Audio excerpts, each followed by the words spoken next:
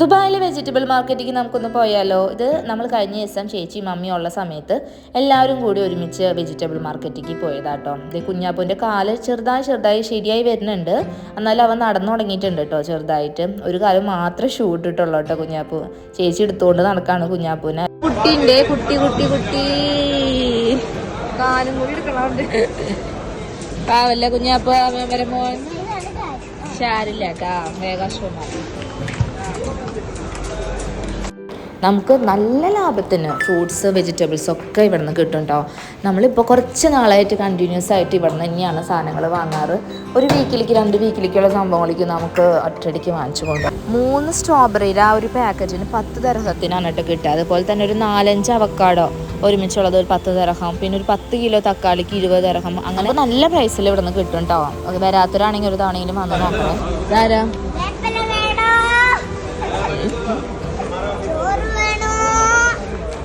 ഈ കടക്കാരി എന്തെങ്കിലും വാങ്ങിച്ചോ ചേട്ടെ? ഈ കട അയ്യോ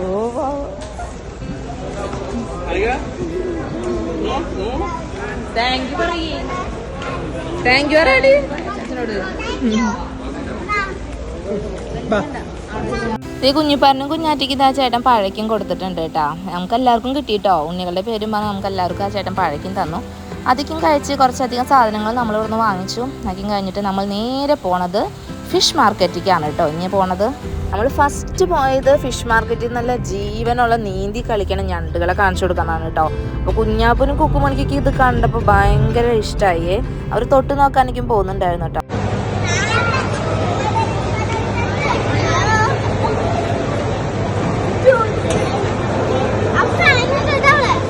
അല്ലേ കുഞ്ഞാപ്പോ?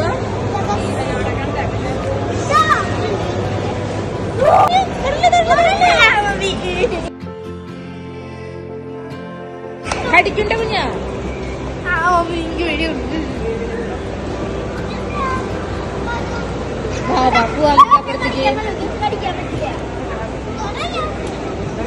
നല്ല ഭംഗിയുള്ള മീൻ ട്ടാ. സ്രാവ് കുട്ടികളുടെ കൂടെ ഒരു പച്ചയും ഓറഞ്ച് കളറൊക്കെ ഉള്ള ഒരു നല്ല മീൻ എടുക്കണ്ടാന്നിട്ടാ. പിന്നെ നമ്മൾ കുറച്ച് ചെമ്മീൻ വാങ്ങും. പിന്നെ നമ്മൾ കുറച്ച് അങ്ങോട്ട് പോയപ്പോൾ നല്ല ഭംഗിയിലുള്ള കുറേ ലൈറ്റ് അറേഞ്ച്മെന്റുള്ള കുഞ്ഞ് ബൾബുകളും പിന്നെ അവിടെ കുറേ കുട്ടി സാധനം ഉണ്ടായിരുന്നു കേട്ടോ.